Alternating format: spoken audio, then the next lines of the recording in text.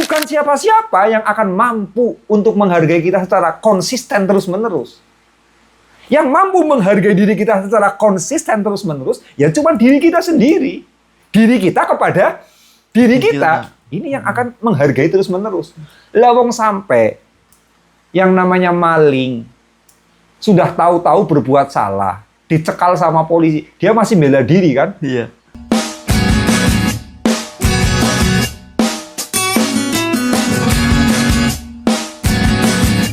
Assalamualaikum warahmatullahi wabarakatuh. Waalaikumsalam warahmatullahi wabarakatuh. Baik, selamat berjumpa ya. Kali ini saya akan membicarakan persoalan self-love. Di mana memang kita ya ada kewajiban mencintai orang lain. Kita ada kewajiban menolong orang lain. Kita ada kewajiban menghargai orang lain. Tapi sebelum kita melakukan itu semua, kita itu ada kewajiban yang paling pokok, yakni apa? Mencintai diri kita sendiri. Maka ayat Al-Qur'annya jelas, "Qu anfusakum wa ahlikum naro." Ketika kita itu disuruh menjaga diri kita dari panasnya api neraka, yang ditugaskan untuk dijaga itu bukan umat, bukan masyarakat, bukan tetangga, bukan orang lain, tapi diri kita sendiri dulu. Karena kadangkala kita itu kan dididik satu akhlak mulia, betul, itu akhlak mulia yang namanya al-itsar, mendahulukan orang lain, kayak gitu loh. Tapi mendahulukan orang lain itu kerap malah menjadikan kita itu tidak bisa menghargai diri kita sendiri. Tidak sadar dengan harga diri kita, tidak sadar dengan kebutuhan kita, tidak sadar dengan kondisi diri kita sendiri. Akhirnya fokus kita hanya menolong orang lain, hanya memberikan cahaya kepada orang lain, tapi kemudian apa? Kita mencelakai diri kita sendiri. Kayak gitu. Dan ini efeknya jadi repot. Ya, efeknya jadi repot sekali karena diri kita adalah pusat kita itu mampu menolong kepada orang lain. Jadi, sebelum kita mampu menolong orang lain, itu kita itu dituntut untuk mampu menolong diri kita sendiri. Makanya ketika mau masuk neraka, yang pertama harus dijaga, diselamatkan adalah bukan menyelamatkan yang lain, tapi qu anfusakum, dirimu dulu diselamatkan. Bukan bapak saya jangan masuk neraka, istri saya jangan masuk neraka. Bukan, tapi anfusakum, dirimu dulu. Kayak gitu. Sama saja lah ya, kita punya HP, kemudian apa? HP kita mau kita gunakan untuk mencahayai sebuah ruangan. Baterainya senternya itu mau kita gunakan untuk mencahayai sebuah ruangan. Tapi kan sebelum HP tersebut kita gunakan untuk mencahayai ruangan, pastikan dulu kondisi HP-nya sudah tertolong. Yakni apa? Baterainya terisi penuh. Kalau nggak pernah ditolong baterainya, nggak pernah di-charging, nggak pernah dikasih makan, digunakan untuk mencahayai, ya redup kan? Iya. Itu. Maka ini al-itsar. Memang kita diajarkan untuk mendahulukan orang lain. Bukan berarti kita diajarkan untuk egois, tidak. Mendahulukan orang lain, menghormati orang lain. Tapi sebelum mendahulukan orang lain, dahulukan dulu diri kita. Sebelum kita menghargai orang lain, hargai dulu diri kita. Karena orang yang kemudian dia itu terlampau menghargai orang lain, tidak bisa menghargai dirinya sendiri, ini juga akhirnya malah ancur-ancuran, hancur lebur loh. Karena apa? Selalu mendahulukan orang lain lah. Orang lain pernah peduli dengan kita nggak? Kita sakit, apa orang lain yang merasakan sakitnya? Kita. Enggak. Itu loh. Kita nggak punya kerjaan, apa ada orang lain yang peduli? Enggak. Barangkali peduli tapi sebatas kasihan, ya kan? Iya, betul. Tuh dia tolong kasihan. Tapi kan nggak mungkin menolong total. Tidak mungkin. Menolongnya ya sebatas itu saja, sebatas kasihan. Maka yang harus mengasihi kepada diri kita secara powerful itu adalah diri kita sendiri. Kewajiban kita adalah ini. Pertama adalah memahami diri kita, mendahulukan diri kita, menghormati diri kita, supaya kita bisa menjadi cahaya bagi orang lain. Ini mutlak, makanya ku anfusakum wa ahlikum naro. Ini. Di sini pentingnya kemudian self love. Orang yang tidak mau mencintai dirinya sendiri, hanya mencintai orang lain, repot. Orang lain itu belum tentu mampu menghargai kita, belum tentu akan menghargai kita. Saya cerita ini ya, ada cerita. Ada seorang suami, dia itu Masya Allah sangat-sangat menghargai istrinya, memuliakan sekali kepada istrinya. Dibela-belain. Tahu apapun yang si istri itu tidak suka, si suami itu menjalani walaupun dirinya itu suka. Contohnya, si istri tersebut tidak suka dengan warna hijau. Maka apa? Semua baju-bajunya pun si suami ini nggak pernah menggunakan warna hijau. Menghindar demi menghargai istri. Ini cuma sekedar warna loh. Belum lagi kesenangan sendiri, kesenangan dirinya. Saking dia menghargai istri, padahal dia itu suka mancing. Berhenti mancing demi menghargai si istri. Kenapa dia itu menghargai si istri begitu dalam? Karena bukan berarti dia itu cintanya sangat dalam, tidak. Tapi dia itu memang ingin bertobat. Karena di masa lalu, katakanlah, waktu dia itu masih bujangan, pernah merusak kehormatan wanita. Kayak gitu loh ya. Ya katakanlah, pernah ada kecelakaan di masa lalu dengan seorang gadis, sampai gadis tersebut itu katakanlah ya hamil dan sebagainya, tetapi kemudian dia kurang total di dalam bertanggung jawab. Nah, karena rasa penyesalannya akhirnya apa? Dia itu sangat memuliakan kepada wanita. Termasuk kepada istrinya ini. Totalitas sampai warna dijaga. Dia suka mancing, memilih berhenti tidak memancing. Ini persoalan yang memahami yang seperti ini. Kemudian apa? Anaknya itu ada 2. Kayak gitu. Pokoknya punya prinsip jangan sampai istri saya kecapean. Kalau pagi kedua-duanya sama-sama kerja. Si suami masuk kantor, istri juga masuk kantor. Tapi pulang kerja, istrinya disilahkan untuk istirahat. Dia malah yang kemudian apa? Ada mendulang anak, ada mandiin anak, macam-macam. Selalu mengupayakan bagaimana istrinya itu dihargai setinggi mungkin. Ini. Lah, akhirnya ya ini baru pada masalah-masalah kehidupan berkeluarga ya. Apalagi masalah uang. Masalah nafkah uang. Pasti si suami ini jelas sangat menghargai kepada istri. Itu. Wah, dermawan kepada istrinya luar biasa. Sedikit pun dia itu nggak pernah membantah kepada istrinya. Apapun yang dikehendaki istri, si suami ini menurut. Kayak gitu loh. Mengiyakan. Ya. Jadi katakanlah sudah betul-betul si suami ini sangat total menghargai istrinya. Tapi apa yang terjadi?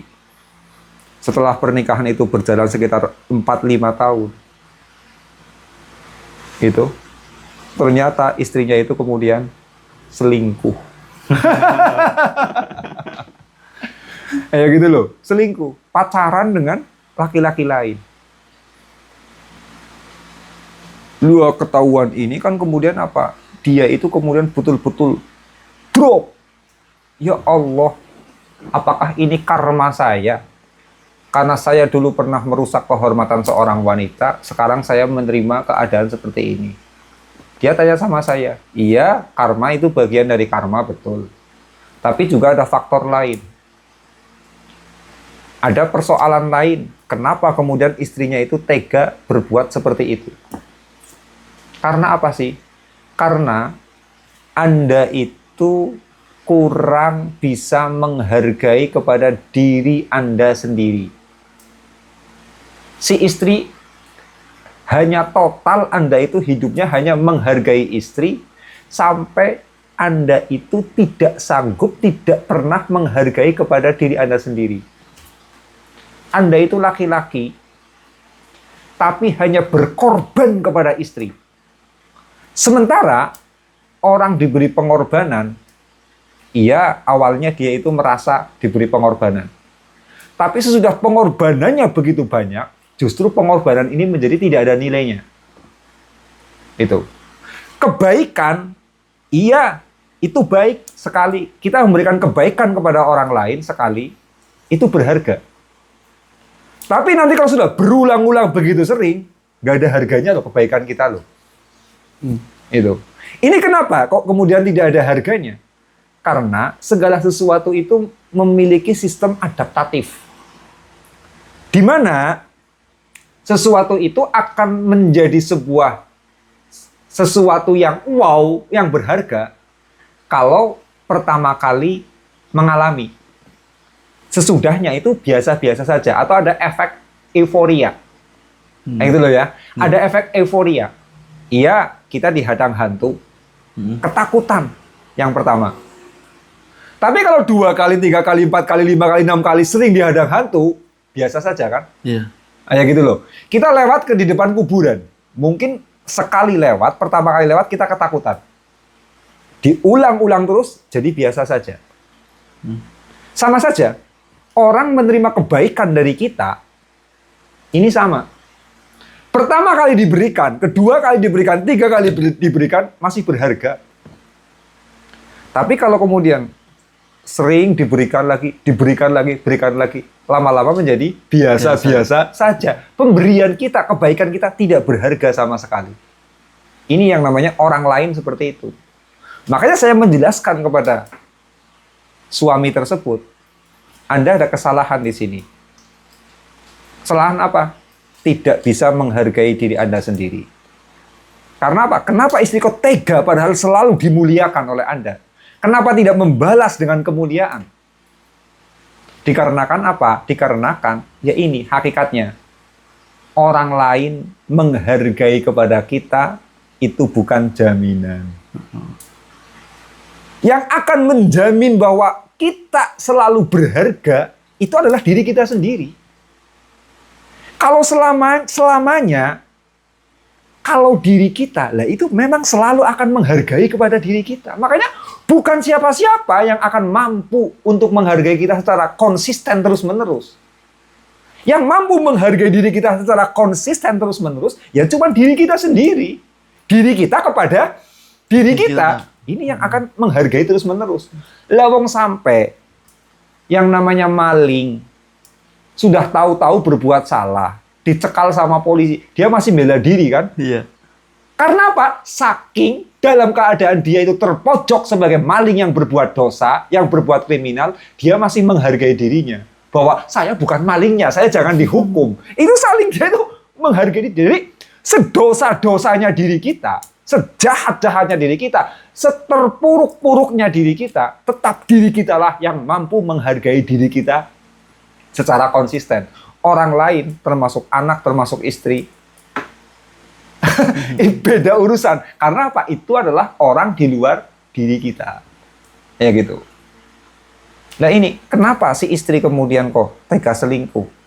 Karena apa sih? Karena dia terlalu fokus menghargai istrinya. Kepada dirinya dia malah tidak menghargai. Padahal orang lain menghargai kepada dirinya, itu penghargaannya itu ya sebatas itu saja. Tidak total. Ya. Bisa istri khianat sama suami. Bisa suami khianat sama istri. Walaupun sangat baik. Karena apa? Orang lain tidak begitu menghargai kepada diri kita. Yang konsisten menghargai kepada kita adalah diri kita sendiri. Kayak gitu. Lah sekarang, si suami itu selalu menerangi istrinya. Tetapi dia sendiri tidak memikirkan bagaimana menghargai tubuhnya, menghargai dirinya. Ya gitu loh. Ibaratnya HP digunakan untuk menerangi senternya, tapi tidak dipikirkan bagaimana mencerger baterainya. Kayak gitu. Lah akhirnya apa? Akhirnya disinilah terjadi ada rasa bahwa si suami ini, walaupun pengorbanannya begitu tinggi, di hati si istri ada rasa bahwa ini laki-laki tidak berharga.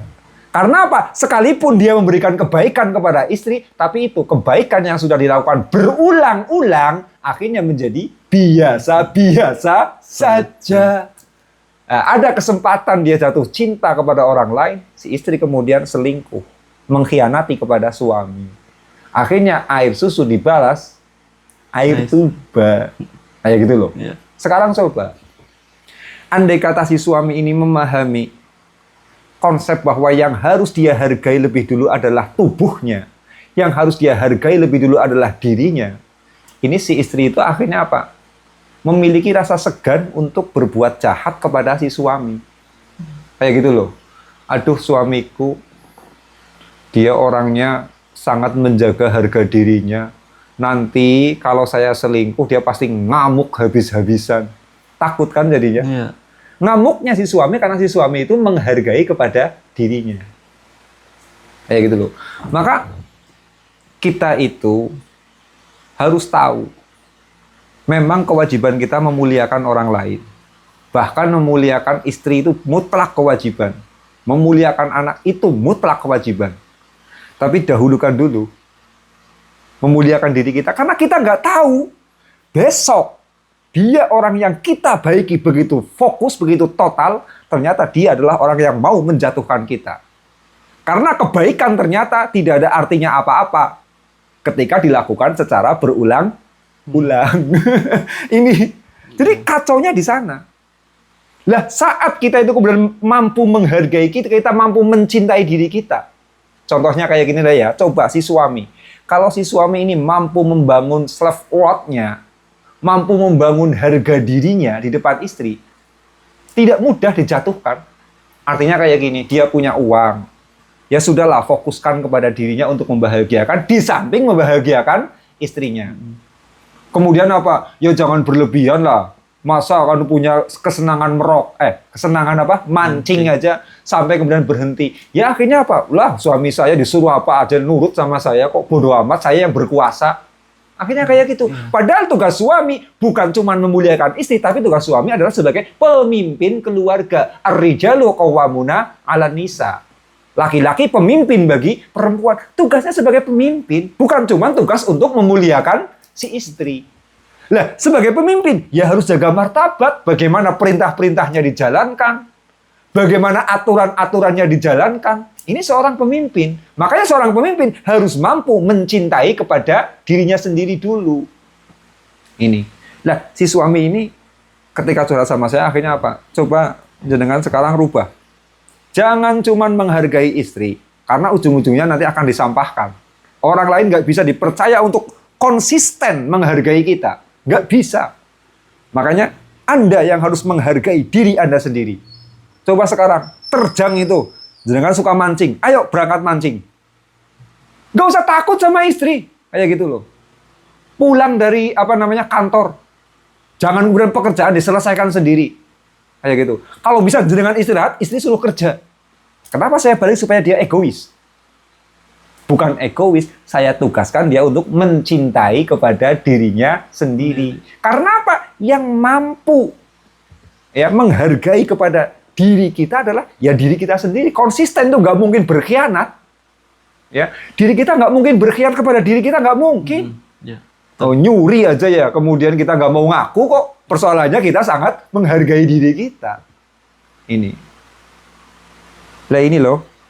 Makanya kita itu intensif memprioritaskan orang lain. Itu memang kewajiban, itu harus. Tapi yang sadar ya, diri kita lebih penting segala-galanya. Ini. Dan kejadian seperti ini bukan cuma sekali dua kali. Saya juga pernah ada seorang istri yang sebetulnya istrinya itu istri solehah. Saya sebut solehah. Karena apa? Dia itu nuntut kepada suami nggak pernah. Bersolek yang macem-macem biar menarik di depan orang lain, tidak pernah. Pokoknya dirinya hanya dipersembahkan untuk si suami. Kayak gitu. Dikasih nafkah berapapun, dia menerima, dia luas-luaskan, dia cukup-cukupkan. Kayak gitu. Jadi betul-betul kerjaannya, kalau malam tahajud, berdoa kepada Allah. Kayak gitu. Kemudian apa? Kesukaannya tadarus Al-Quran. Solehah kan? Ya. Solehah. Betul-betul si suami ini hanya mendorong pada suami terus-menerus untuk berkembang. Kayak gitu. Hati suami itu tidak pernah dibuat ruwet oleh si istri. Keadaan seperti apapun, si istri itu mampu mengemong. Bahkan, pernah suatu ketika suaminya ini terjerat hutang. Maka yang berjuang mati-matian mendoakan si suami, mendorong si suami. Bahkan sampai membantu cari hutangan untuk membayar hutang yang lain. Kayak gitu ya. Ya si istri juga. Sudah soleha, sangat memahami suami. Tidak pernah boro-boro selingkuh si istri ini. Boro-boro selingkuh. Yang namanya bersolek untuk laki-laki lain juga tidak pernah. Ini. Nah, dia soleha. Titik lemahnya di mana? Titik lemahnya, dia itu tidak pandai bersolek. Tidak pandai berdandan. Selalu tampil sederhana. Sementara si suami ini punya selera memiliki istri yang katakanlah glowing. Ya. Dia itu punya selera dalam hatinya, punya istri yang kemudian glowing wajahnya, yang dia itu pandai untuk bersolek. Padahal kalau dalam agama kan tuntutan istri ya yang penting istri soleha kan. Ternyata apa? Si laki-laki ini punya selera, punya istri yang glowing. Itu. Nah, ini ketika si suami bangkrut ya didorong terus oleh si istri, dibantu terus. Akhirnya apa betul? Si suami ini usahanya mencapai titik kaya. Katakanlah menjadi orang berlimpah lah. Tapi di dalam hatinya memang dia itu nggak begitu menghargai kepada istrinya. Bukan karena istrinya itu kemudian tidak baik. Bukan karena istrinya tidak soleha. Tetapi istrinya sendiri kurang glowing. Gitu loh. Nah, sesudah itu apa? Ternyata diam-diam si suami ini kemudian menikah lagi dengan wanita lain yang lebih glowing. Ya ini sama seperti kasusnya tadi itu. Iya. Si suami, si istri sudah begitu sehebat-hebatnya menghargai kepada suami, tapi dia tidak mampu menghargai dirinya sendiri. Yang terjadi ternyata orang lain menghargai kepada kita itu tidak ada jaminan untuk konsisten sama sekali. Yang menjamin bahwa kita itu konsisten menghargai kepada diri kita itu hanyalah diri kita sendiri. Ini. Maka di samping kita itu berbuat baik kepada orang lain, memang itu kewajiban, memprioritaskan kepada orang lain itu juga kewajiban, tapi pahami diri kita, kita itu sudah mampu nggak menghargai diri kita. Karena orang lain sangat berpotensi untuk berkhianat, sangat berpotensi untuk tidak menghargai kepada apa yang kita berikan, sekalipun itulah kebaikan. Ini betul saya pernah merasakan itu. Ketika kebaikan itu diberikan berulang-ulang, akhirnya tidak berharga. Saya pernah merasakan kejadian itu ketika di Facebook. Itu ada salah satu teman saya, mungkin ya follower saya itu ya, itu sangat mengagumi dengan tulisan-tulisan saya. Quotes-quotes pendek itu. Nah, setiap kali saya melakukan quotes, dia pasti mengirim bintang, mengirim stars. Nah, stars kalau di Facebook itu kan pasti berbayar itu. Ya. Artinya dia ngirimi rezeki sama saya kan. Dilakukan setiap hari seperti itu. Wah, ya saya rezekinya banyak. Iya, sekali, 2 kali, 3 kali. Saya terima kasih. Esoknya saya anggap loh biasa saja. Lama-lama saya menganggap apa yang dia berikan walaupun itu adalah pengabdian besar, Itu pemberian besar, memberikan setas bagi saya. Tapi lama-lama oleh diri saya sendiri, saya anggap seperti barang biasa-biasa saja. Kenapa?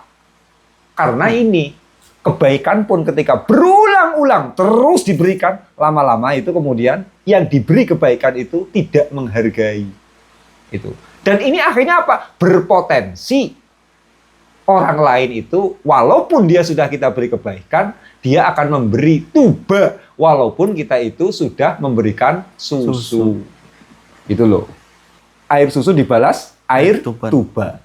Itu. Nah ini, karena persoalannya seperti itu. Lah ya jangankan hal-hal perbuatan kebaikan. Ya. Yang namanya apapun yang kerap kita lakukan setiap hari itu menjadi biasa-biasa saja. Karena manusia itu ada sistem kehidupan ini, ada sistem adaptatif. Ada sistem adaptasi. Kita biasa tidur di pegunungan yang sunyi. Kemudian kita tidur, suatu saat kita tidur di dekat rumah, di rumah teman, tapi berada di pinggir jalan. Ya kita nggak bisa tidur kan, karena kita belum melakukan yang namanya adaptasi. Tapi kalau kita tinggal di rumah teman yang ada di dekat jalan raya, ya sudah, bluk, kita langsung tidur nyenyak. Ini loh, karena sudah beradaptasi, ya kan? Ya. Kayak gitu. Sama saja, ya. Kita biasa pakai mobil, lalu kita pakai motor, masuk angin, ya kan? Ya, karena betul. Belum adaptasi. Kita biasa naik motor, kemudian naik mobil pakai AC, bisa muntah-muntah loh, bisa mual-mual loh, karena belum adaptasi dengan udara AC. Nah, manusia ini ketika berulang-ulang dilakukan, dia itu akan melakukan adaptasi. Ketika dia sudah beradaptatif dengan sebuah kondisi, maka menganggap kondisi tersebut adalah hal yang biasa saja. Setiap hari dimuliakan, setiap hari dilayani, setiap hari diberi kebaikan. Terus, itu lama-kelamaan apa? Menganggap kebaikan yang kita berikan tidak berharga sama sekali. Karena apa? Biasa-biasa saja. Tubuhnya sudah melakukan yang namanya adaptatif. Ya gitu loh, adaptatif. Nah, ini. Karena ini kemudian yang harus kita jaga pertama adalah ku anfusakum wa ahlikum naro. Dirimu dulu diselamatkan. Karena ini kita mau memprioritaskan orang lain seperti apapun, tetap fokus kita adalah memikirkan kenyamanan diri kita. Fokus kita adalah bagaimana kita menghargai diri kita. Kalau memang kita menghargai orang lain tanpa merugikan diri kita, kita menyamankan orang lain dengan tetap menyamankan diri kita, silahkan, nggak ada masalah. Kayak gitu loh. Tapi kalau kemudian kita demi menyamankan orang lain, tetapi meresahkan dalam hati kita, nah ini yang namanya kita itu menjadi lilin. Menerangi orang lain, tapi tubuh kita sendiri itu terbakar. Contohnya kayak gini. Ada orang menghina kamu. Monyet kamu ya. Nah, kamu itu kemudian apa? Diam saja nggak membalas. Merasa tenang apa nggak orang yang menghina? Tenang. Merasa tenang. Itu namanya apa? Kamu mengorbankan perasaan kamu, sakit hati dihina, demi menyamankan orang lain. Itu yang namanya menerangi orang lain, tapi diri kita sendiri terbakar. Kita tidak mampu menghargai kepada diri kita. Tapi coba, begitu kamu dihina, monyet kamu, asu bangsat, celeng. Ya, kamu langsung bualas ngamuk-ngamuk. Sehingga dia tahu bahwa, wah, dia ternyata ngamuk, ya menakutkan. Besok saya nggak lagi. Ya kan? Ya. Itu loh. Karena apa? Kamu membalas asu bangsat dan lain sebagainya dalam rangka kamu itu menghargai kepada diri kamu sendiri. Nah, yang model seperti ini, ya, ini yang kemudian disebut kita mencintai diri kita.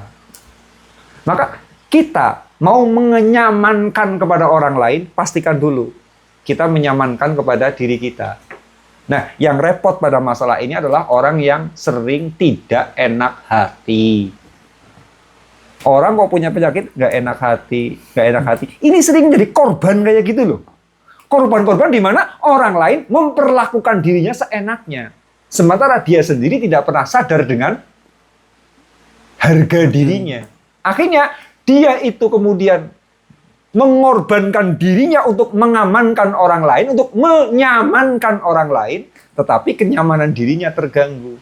Nah, orang yang tidak enak hatian ini penyakit sosial penyakit hati yang mematikan kepada kita. Itu. Lah, ketika kita itu selalu memprioritaskan orang lain gara-gara rasa tidak enak hati ini, akhirnya apa? Kita jarang mampu untuk menolak sesuatu yang tidak mengenakan hati. Nah, ya kita pingin sedekah enggak, tiba-tiba ada orang minta sedekah, nggak enak hati saya. Akhirnya apa? Dengan rasa enak dia kemudian sedekah. Nah, kasus seperti ini terjadi pada orang-orang yang tidak enak hatian. Orang tidak enak hatian itu susah untuk mengatakan tidak. Itu loh, maunya iya. Tapi model orang seperti itu adalah orang-orang yang tidak mampu menghargai dirinya. Padahal kapan orang itu tidak mampu menghargai dirinya, berarti apa? Dia menyelamatkan orang lain dari api neraka, tetapi dirinya sendiri dibiarkan terbakar. Salah itu. Maka ya, kesimpulannya, hidup itu ya kita memang harus menghargai orang. Kita memang harus memprioritaskan orang. Orang lain loh. Iya. Entah itu istri, entah itu anak. Tapi sebelum kita melakukan itu semua, pastikan tidak mengambil kenyamanan kita. Gitu. Prioritaskan dulu diri kita dulu. Karena apa? Diri kitalah pusat kita menarik energi rezeki. Diri kitalah pusat kita menarik kemanfaatan. Diri kita pusat kita itu kemudian beraktivitas. Coba kalau badan kita sakit, ya kita sudah nggak bisa ngambil rezeki. Coba kalau badan kita itu kemudian sakit, apa iya kita bisa menolong orang lain? Harus pikiran seperti itu. Karena orang lain menghargai kepada kita, ya ada batasnya, ada limitnya. Tapi kalau kita mencintai diri kita menghargai diri kita, itu unlimited. Tidak ada batasnya sama sekali. Kayak gitu, tidak ada batasnya lah. Sebelum kita itu kemudian memberikan penghargaan kepada orang lain, kita hargai dulu diri kita. Betul, kita harus al-ithar, mendahulukan orang lain. Tapi ingat, diri kita celaka nggak? Ya. Kalau kemudian mencelakai diri kita, sudah. Sekak. Hentikan. Ya. Sebab apa? Sebab kalau kita cenderung hanya menghargai orang, tidak memperhatikan harga diri kita, kayak gitu, akhirnya apa? Malah orang lain akan memperlakukan kita seenaknya. Oke.